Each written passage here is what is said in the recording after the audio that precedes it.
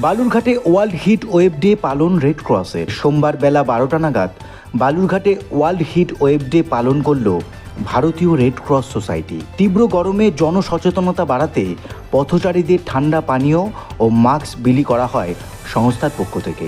বালুরঘাট শহরের বিভিন্ন প্রান্ত ঘুরে সচেতনতা কর্মসূচি চালানো হয়। রেড ক্রস সূত্রে জানানো হয়েছে, তাপপ্রবাহে মোকাবেলায় সাধারণ মানুষের সতর্কতা ও প্রস্তুতি বাড়াতে এই উদ্যোগ। আমাদের heat wave day, 2 June heat wave day, এটা আমরা অল ওভার ইন্ডিয়াতেই পালন করছি রেড ক্রস। তার সঙ্গে আমরা দক্ষিণ দিনাজপুর জেলায় এই হিট ওয়েভ পালন করছি এবং আমরা এখানে কোল্ড ড্রিঙ্কস এবং মাস্ক আমরা প্রোভাইড করলাম। আপনার নাম? কিশোর সাহা, ওএস রেড ক্রস সোসাইটি। পদে আছেন আপনি?